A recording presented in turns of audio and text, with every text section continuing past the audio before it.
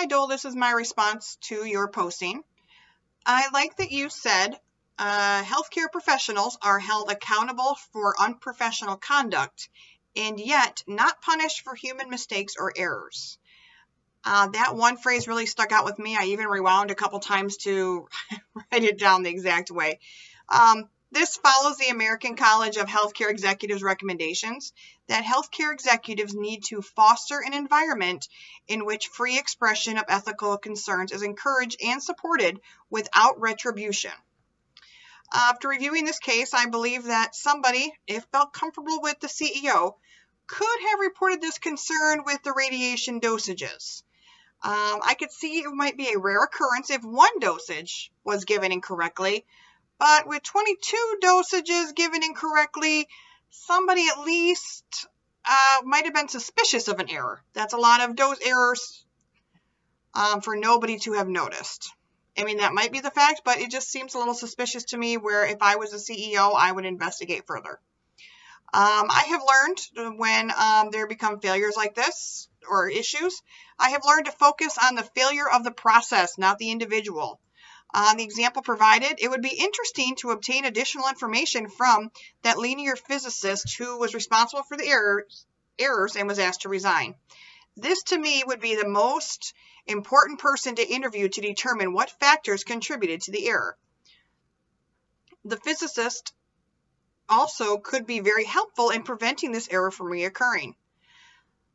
The majority of time when there's an error, like the one that's in this example, like I said earlier, it is a process problem. It might not have been a problem with that physicist, or it could have been a problem with that physicist.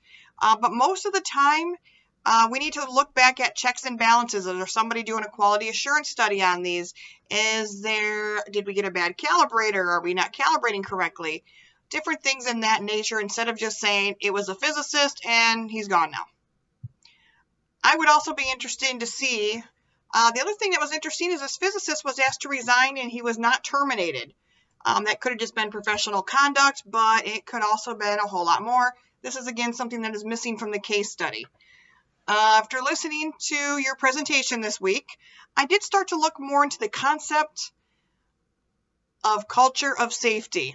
The culture of safety, I did look it up. It was defined as the organization's shared perceptions, beliefs, values, and attitudes that combine to create a commitment to safety in an effort to minimize harm. This puts everybody having the same priority. Everybody has different beliefs, values, attitudes, but when they come all together, the goal is, of course, patient safety, and if harm does occur, we're going to minimize the harm. The CEO chose to focus, though, on profit and public opinion when he made the decision not to tell everybody about the radiation errors, which in the end, of course, was not the correct choice, which we all learned. This CEO should have focused on the culture of safety, and I believe there would have been a better outcome for everybody. After investigating the error, the CEO may have found out, like I had said, it was a calibration machine that wasn't working, or a different quality assurance study needs to be completed. It would have had a much different outcome.